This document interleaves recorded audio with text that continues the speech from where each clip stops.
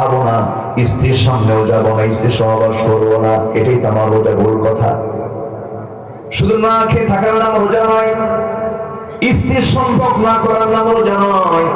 রাসূল বলেছেন, মান লাম ইয়াদা কাওলা যুর ওয়াল আমালা বিহি ফালাইসা লিল্লাহি হাজাতুন ফি আন ইয়াদা তাআমাহু ওয়া শারাবাহু। সে লোকের রোজা রাখার কোনো প্রয়োজন নাই যে বান্দা রোজা রেখে মিথ্যা কথা ছাড়তে পারলো না, বাজে কাজ ছাড়তে পারলো না, শুধু না খেয়ে থাকলো, তার পুরস্কার আল্লাহর দরবারে কিছু নাই। নাউজুবিল্লাহ। আসেন দোয়া করে দিই নাকি? রাগ করতেছেন নাকি আপনারা? একটু বসেন, একটু বসেন। আমরা একসঙ্গে আজকে এখানে শেষ দোয়ায় শামিল হব। জোরে বলি ইনশাআল্লাহ। আমি জানি সবকিছু থেকে সময় লাগে, সময় থাকে, শেষ সময় তো, শেষ ক্লাস একটু কঠিন। আপনার কষ্ট হচ্ছে না তো? থাকে একটু। আমার সময়টা যে ব্যয় করছি কোরআনের জন্য, এই কোরআন একদিন আমার আপনার জন্য সুপারিশ করবে। আল্লাহু আকবার বলেন। তাহলে রোজা রাখা শুধু না খেয়ে থাকার নাম নাই, কথা না বলাও রোজা। কথা না বলাও রোজা। কোন কথা বলেন? কি কথা বলেন? মিথ্যা কথা, ফাহেসা কথা, বাজে কথা। একজন মহিলা যার কোনো স্বামী ছিল না, কিন্তু আল্লাহ তাআলা তার গর্ভে একটা সন্তান দিয়েছিলেন। সেই সন্তান আল্লাহর নবী ছিলেন। তিনি এখনো মারা যাননি, তিনি আসমানে আছেন, আবার আসবেন। সেই নবীর নাম কি? আর তার মার নাম কি? মারিয়াম। তিনিও রোজা রেখেছেন। অর্থাৎ তারা বোঝা গেল রোজা শুধু এখনকার না আগেকার। দাউদ আলাইহিস সালাম কার বাপ? বলেন কোন নবীর বাপ? বলেন বলেন। এগুলো মুখস্থ রাখা উচিত প্রত্যেকটা মুসলমানের। কিন্তু মুসলমান কি মুখস্থ রাখে জানেন? সবচেয়ে বড় উইকেট কিপার কে? সবচেয়ে বড় বোলার কে? উইকেট পাইছে কোন কোন বোলার সবচেয়ে বেশি, তাই না? এগুলো। তাহলে দাউদ আলাইহিস সালামের সন্তান কে? সুলাইমান। সুলাইমান ইবনে দাউদ, দাউদের ছেলে হচ্ছে সুলাইমান আলাইহিস সালাম। বাবাও রাষ্ট্রনায়ক, ছেলেও রাষ্ট্রনায়ক। এমন রাষ্ট্রনায়ক, এত বড় শাসক কিয়ামতের আগে আর আসবে না। আল্লাহু আকবার। সম্মানিত ভাইরা, দাউদ আলাইহিস সালাম তিনি রোজা রাখতেন একদিন পর পর। একদিন রাখতেন, একদিন ভাঙতেন, একদিন রাখতেন, একদিন ভাঙতেন। তাহলে রোজা কি এখনকার না আগেকার? মিন ক্বাবলিকুম লাআল্লাকুম তাত্তাকুন। আগে রোজা ছিল, এখনো রোজা আছে। সম্মানিত ভাইরা, সম্মানিত ভাইরা, আমি আলোচনার সূচনায় সূরাতুল হুজুরাত থেকে, কেউ কথা বলেছেন কি সূরা থেকে? না, আচ্ছা, সূরাতুল হুজুরাত থেকে আমি শেষ দিকের কয়েকটা আয়াত আমি তেলাওয়াত করেছি। যাবেন? আরে থাকেন, যাবেন, থাকেন।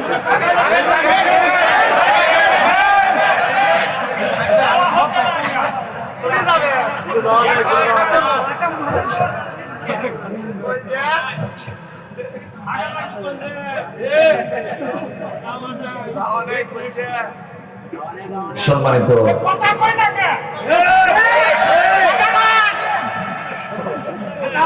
সম্মানিত হাজিরিন, জি, আমার রুহুল আমিন ভাই আপনাদের হৃদয়ের খোরাক জুগিয়েছেন, আলহামদুলিল্লাহ। আমি তার আলোচনাটা শুনেছি।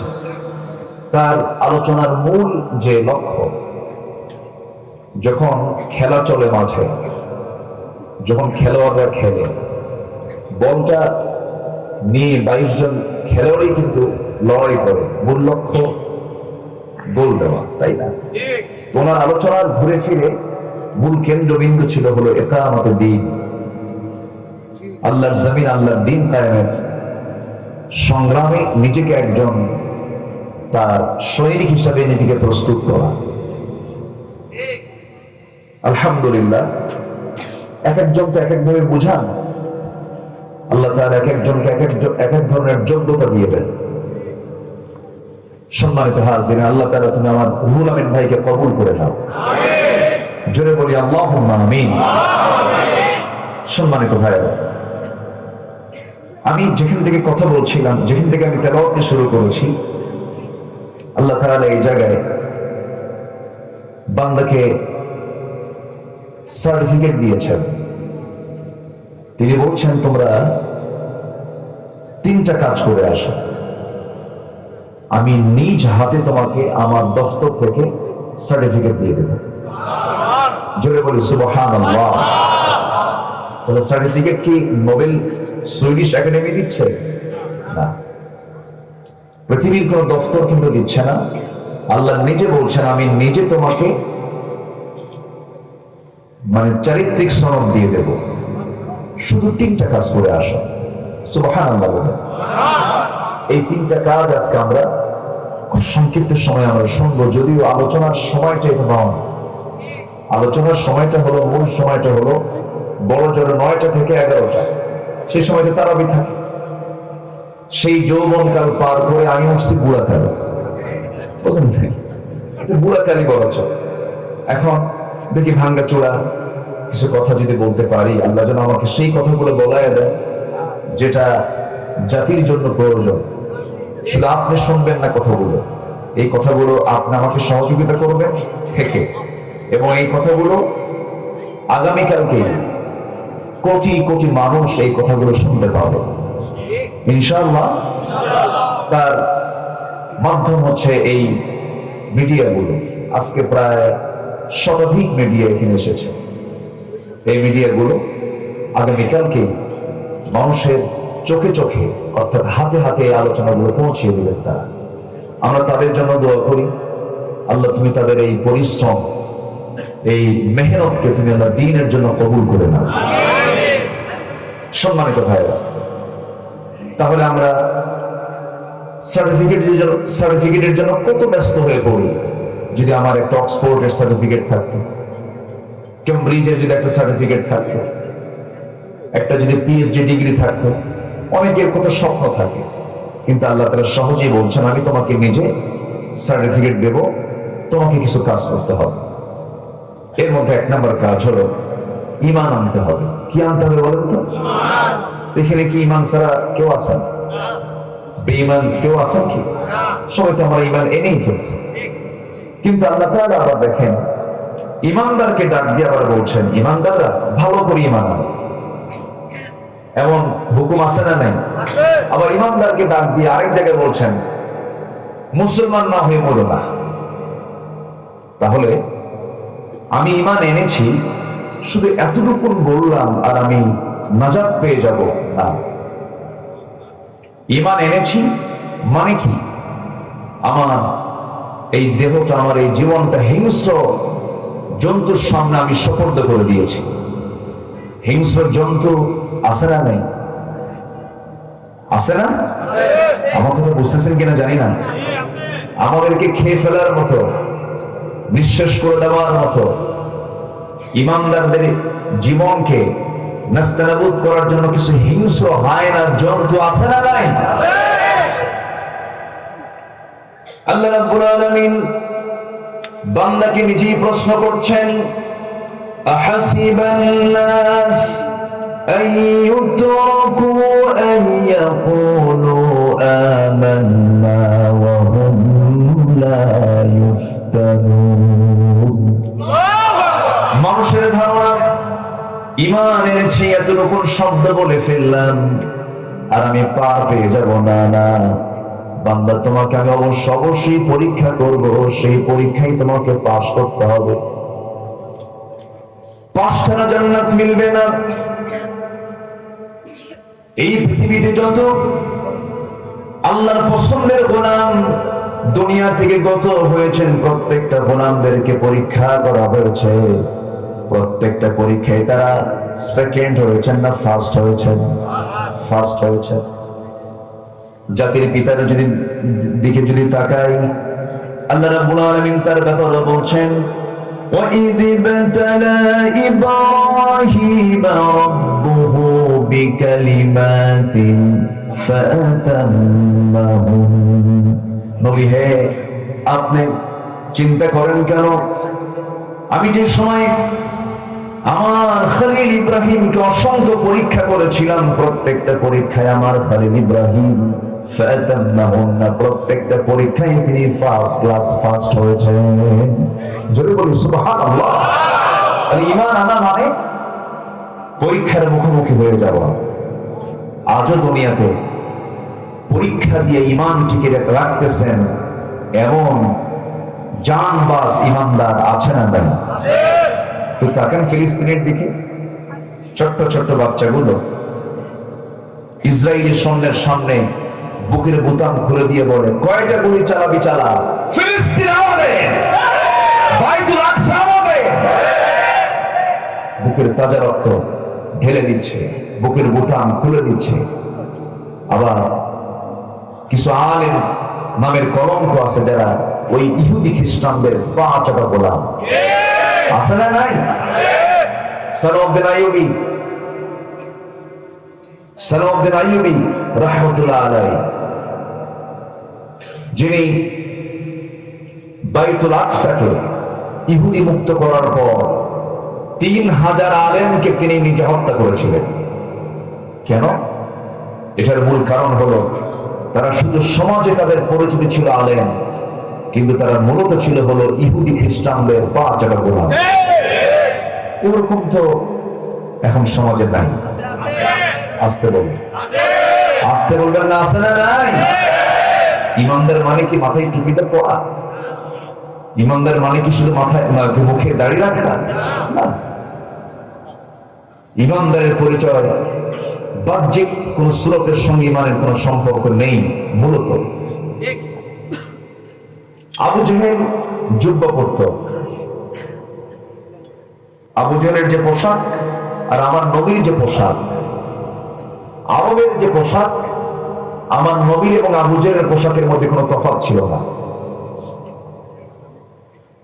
অনেক বিধর্মী আছে যাদের মুখে দাড়ি আছে, আছে না নাই?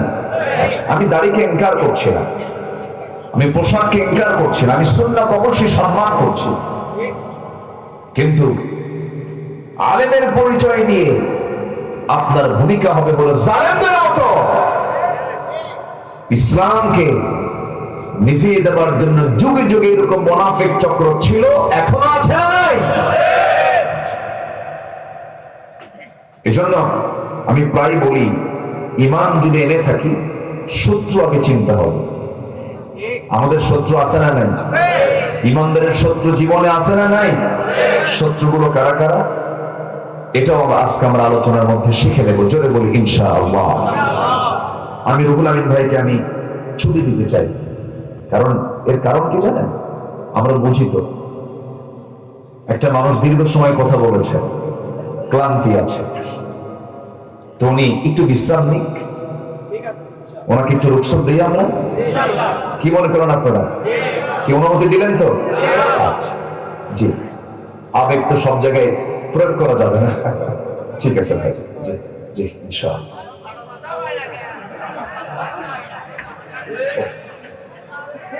আচ্ছা, আসেন,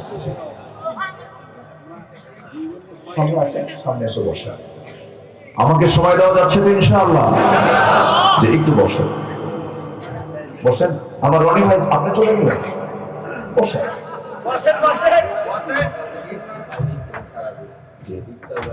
একটু বসেন, আপনাকে থাকতে হবে, একটু বসেন, একটু বসেন। এই তো আমি সামান্য সময় কথা বলে শেষ করে দেবো ইনশাআল্লাহ। আপনারা কষ্ট পাচ্ছেন না তো? আপনার সামনে থেকে আবার উঠে কে উঠতেছেন নাকি? কেউ উঠবেন না, একটু বসেন।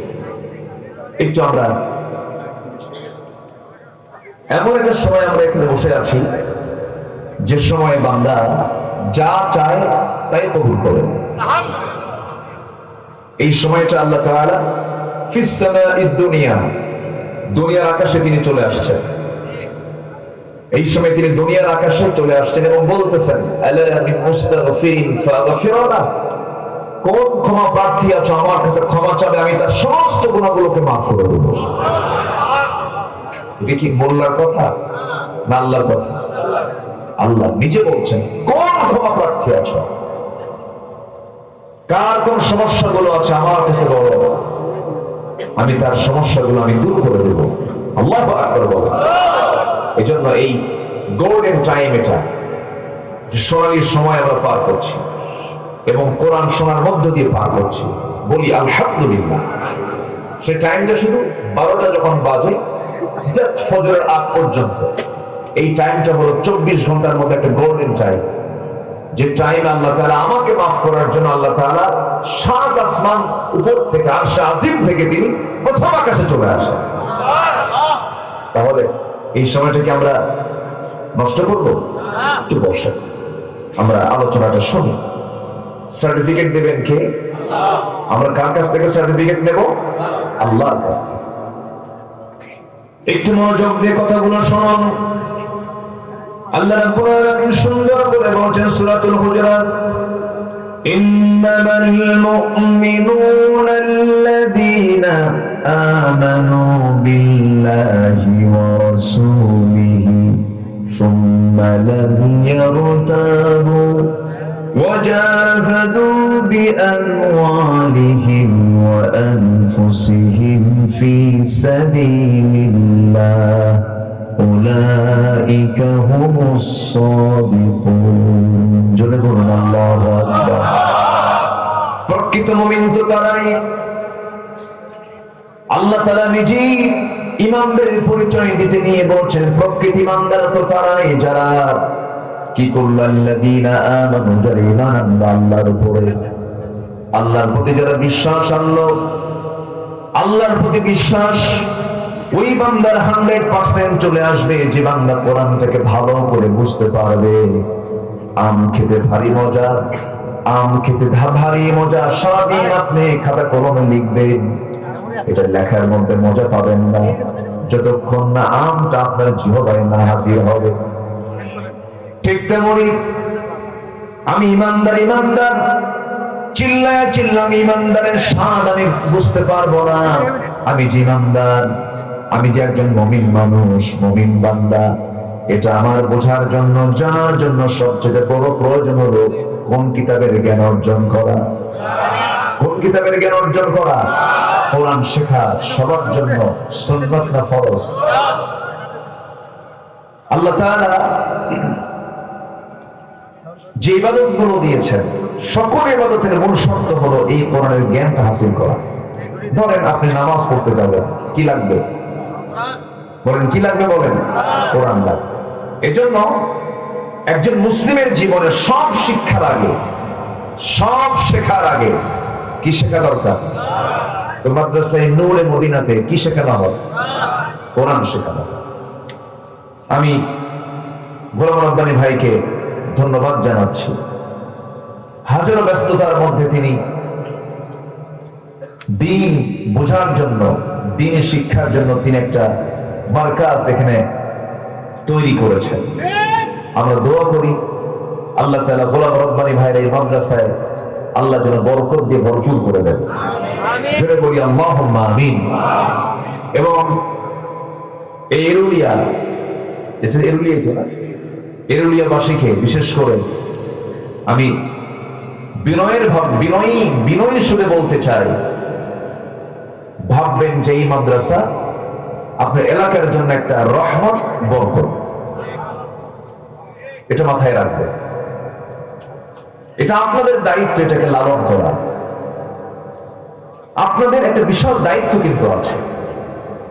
সম্মানিত ভাইরা, যদি প্রশ্ন করা হয় পৃথিবীতে শ্রেষ্ঠ মানুষ কারা, রাসূল বলে দিচ্ছেন শ্রেষ্ঠ মানুষ তো তাই যারা নিজে কোরআন শেখে এবং অপরকে শিখায়।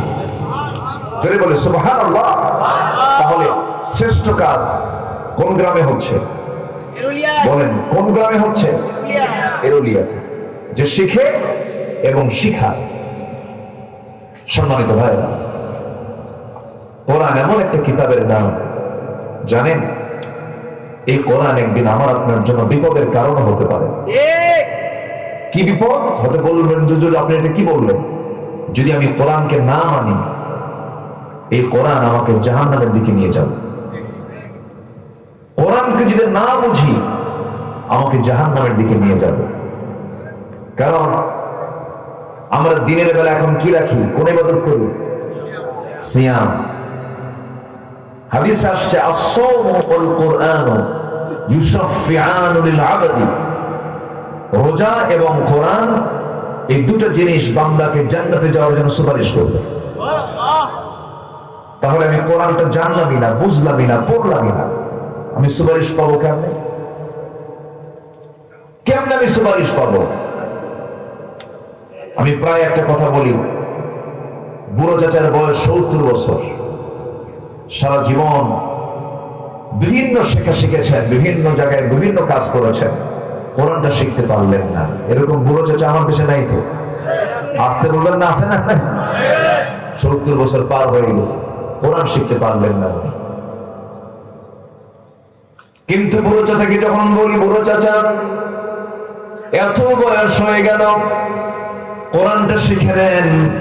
বুড়ো চাচা বলে, বাবা মুখে আসে না, পারি না, হয় না, মুখে আসে না।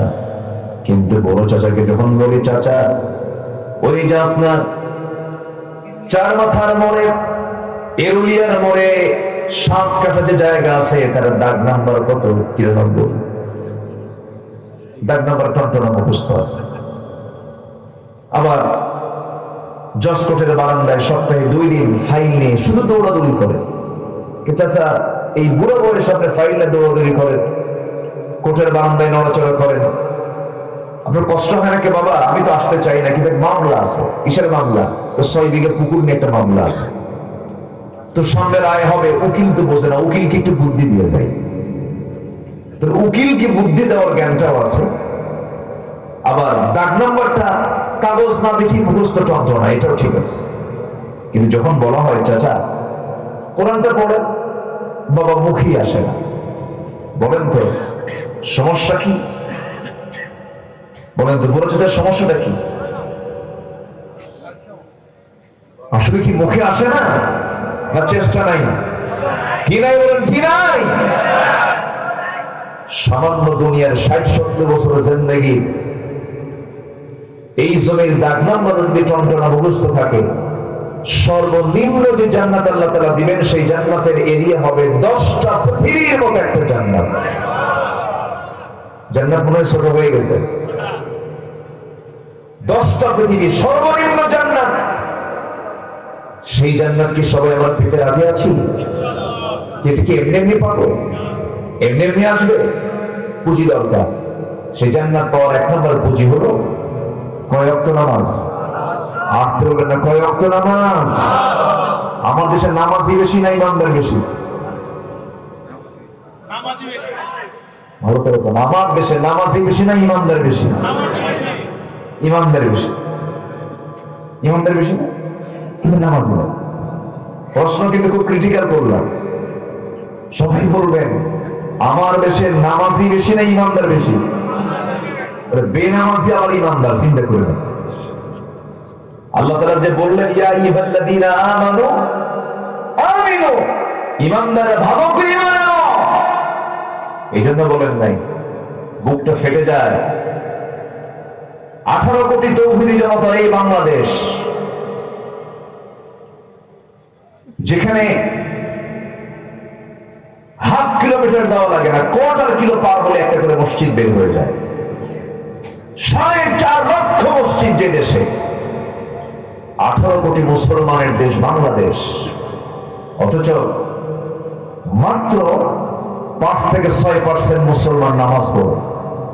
কিন্তু যদি আপনাকে বেঈমান বলে, খবর আছে। কি আমি কি ভুল বলতেছি? তাহলে আমার দেশে নামাজি বেশি না ইমানদার বেশি? ইমানদার বেশি, কিন্তু নামাজ পড়ে।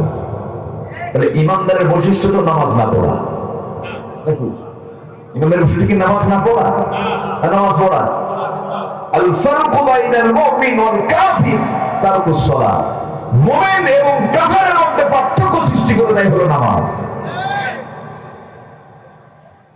মানে বান্দা সে কাফের না ইমানদার, এটা চিহ্নিত করবে হলো নামাজ। সেই নামাজ আজকে কেউ পড়ে না।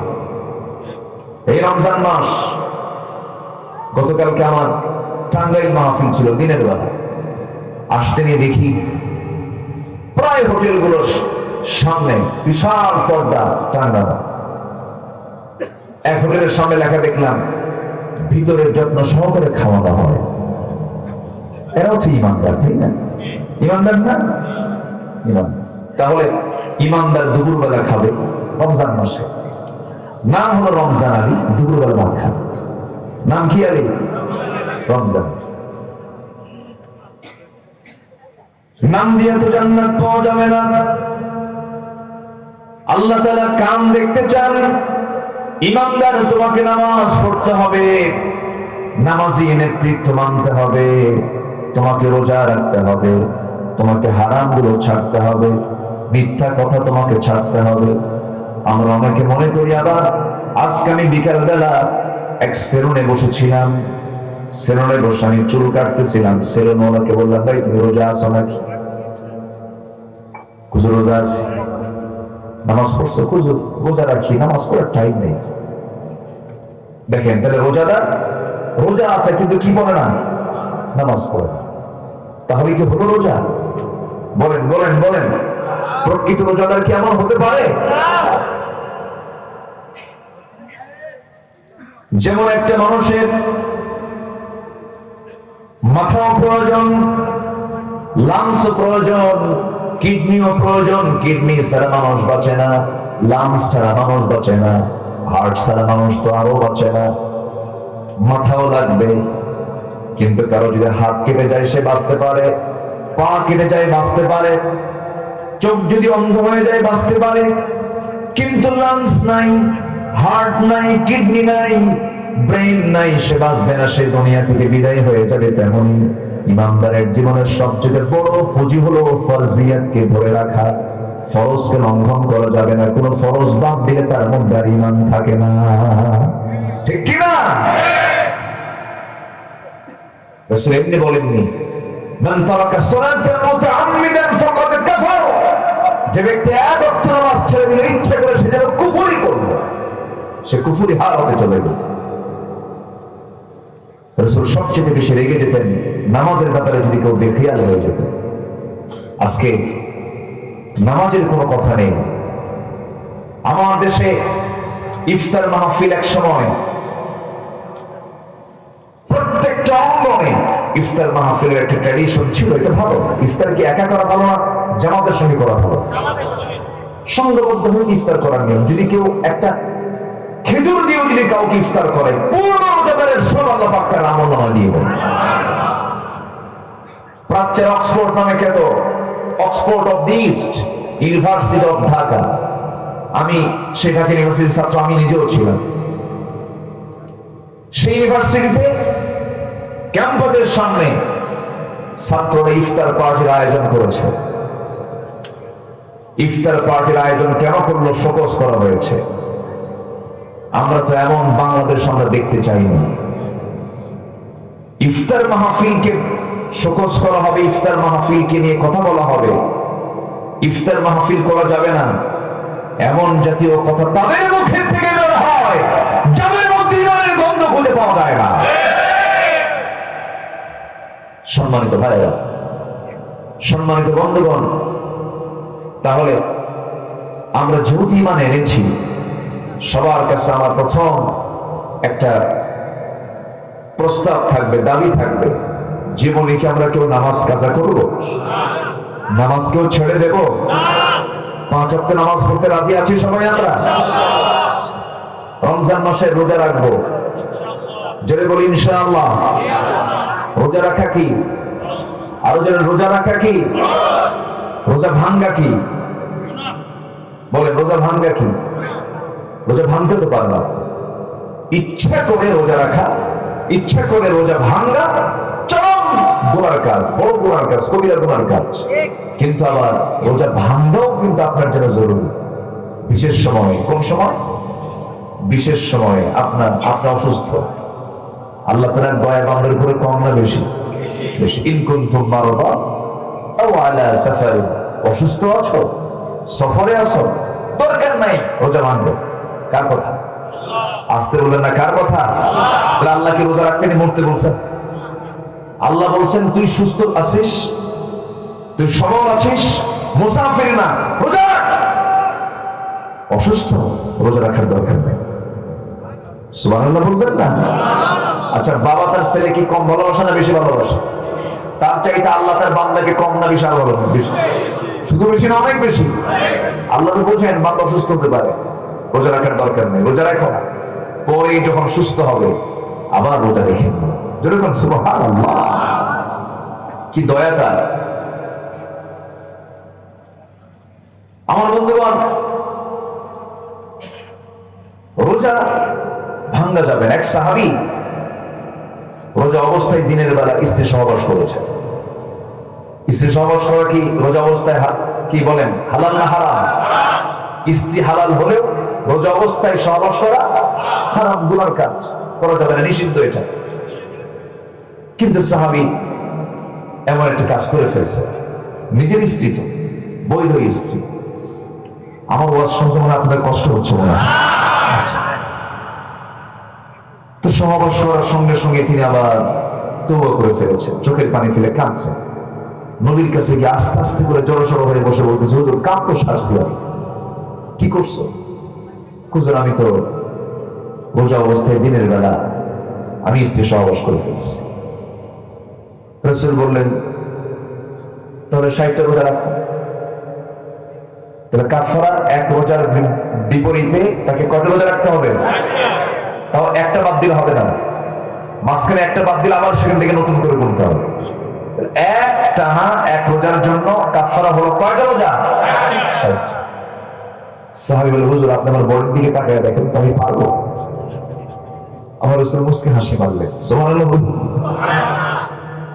হুজুর আমার পক্ষে সম্ভব নয়, একটানা রোজা আমি রাখতে পারবো না। রাসূল বললেন, তাহলে তুমি 60 জন মিসকিনকে দুবেলা করে খাবার খাওয়ায় দাও। হুজুর আমার মতো ফকির কেউ আছে নাকি? আমার তো নিজের বাড়িতেই খাবার নাই, ফকিরে খাওয়াবো কখন? আমি দিতে পারবো না। ফিদিয়াতু তুআম মিসকিন, এটা আমার পক্ষে সম্ভব নয়। রাসূল চুপ মেরে গেলেন, সে খাওয়াতেও পারবে না, রোজাও রাখতে পারবে না। রাসূল কি বলবেন, চুপ মেরে আছেন। এমন সময় একজন সাহাবী এক কার্টুন ভর্তি খেজুর নিয়ে এসে নবীর সামনে দিয়ে বলছেন, হুজুর হাদিয়া স্বরূপ দিয়ে গেলাম। এক কার্টুন খেজুর রাসূল নিয়ে বলেন, ও সাহাবী, যেহেতু তোমার কোন সামর্থ্য নাই, তুমি যেহেতু একটা রোজা নষ্ট করে ফেলেছ, এই যে এতগুলো খেজুর আমাকে দিয়ে গেল, এই খেজুর তোমাকে দিলাম, তুমি দুস্থ অনাথ যে সমস্ত গরিব মানুষগুলো আছে তাদেরকে তুমি এটা দান করে দাও, এটা তাদের মাঝে বন্টন করে দাও। হুজুর আমার জানা মতো আমার চাইতে বড় ফকির এলাকায় আর কেউ নাই, আমার বাচ্চাগুলো না খাওয়া আমি কারে দেবো? রাসূল এক পর্যায়ে বলি ফেলেন, যা তুই নিয়ে যা, তুই খা, তোর পরিবারকে খাওয়া যা। যেরকম সুবহানাল্লাহ। কষ্ট হচ্ছে আপনাদের? আমার ভাইয়েরা, ইচ্ছা করে রোজা ভাঙ্গা যাবে না। আরেকটা হাদিসের কথা আমার মনে হয়ে গেল, আপনি যে রোজা ভাঙবেন 1000 বার আপনাকে এই হাদিসের কথা মনে করা উচিত। একজন সাহাবী আমার নবীর সামনে বসে আছেন, রাসূল হাদিসটা বর্ণনা করছেন। আমার নবীজি বলেন, রাতের বেলা আমি ঘুমিয়ে পড়লাম, স্বপ্নের মধ্যে দেখি দুজন ফেরেশতা আমাকে এসে ধরলেন, স্বপ্নের মধ্যে আমাকে নিয়ে গেলেন। নবীদের স্বপ্ন মিথ্যা না সত্য? মিথ্যা না সত্য? আর আমার আপনার স্বপ্ন সত্য হতে পারে, মিথ্যাও হতে পারে। ইন্নী আরা ফিল মানামি আন্নী আযবাহুক, ইন্নী রাআইতু 11 কাওকাবা ওয়াশ-শামসা ওয়াল-কামারা রাআইতুহুম লি সাজিদিন। নবীরা যে স্বপ্নই দেখেছেন সেটাই হলো সত্য স্বপ্ন। রাসূল বলছেন, স্বপ্নের মধ্যে আমাকে দুজন ফেরেশতা নিয়ে চলে গেল, একটা উঁচু পাহাড়ের উপরে আমাকে উঠানো হলো। আমি দেখতে পেলাম স্বপ্নের ভিতরে কোন এক আল্লাহর বান্দাকে উপর করে উল্টা করে 2 পা বেঁধে উপরে তাকে বেঁধে রেখেছে, মাথাটা নিচের দিকে, পাটা উপরের দিকে, ধারালো এক অস্ত্র নিয়ে তার মুখের মধ্যে ধারালো অস্ত্র চাকুটা ঢুকায়া দিয়া বারবার মুখটা কাটতেছে, রক্তগুলো গড়ে গড়ে পড়তেছে, আবার ঠিক হয়ে যায়, আবার তার মুখটা কেটে ফেলে, রক্তের সয়লাভ হয়ে যাচ্ছে। এমন লোমহর্ষক শাস্তি দেখে আমি দুজন ফেরেশতাকে জিজ্ঞাসা করলাম, এই বান্দাটার এমন শাস্তি হওয়ার মূল কারণটা কি বলো তো আমাকে। সেই সময় বলা হলো, এই বান্দা জাগতিক জীবনে ইচ্ছা করে রোজা নষ্ট করত, রোজাকে ভেঙে ফেলে দিতে, এই জন্য তার এই শাস্তি। আমার বন্ধুগণ, আল্লাহ রাব্বুল আলামিন এই রোজার ব্যাপারে খুব কম আয়াত, সহজ আয়াত, যারা আমার সঙ্গে পারেন ঠোঁট মিলিয়ে বলেন, কুতিবা আলাইকুমুস সিয়ামু কামা কুতিবা আলাল্লাযীনা মিন ক্বাবলিকুম লাআল্লাকুম তাত্তাকুন।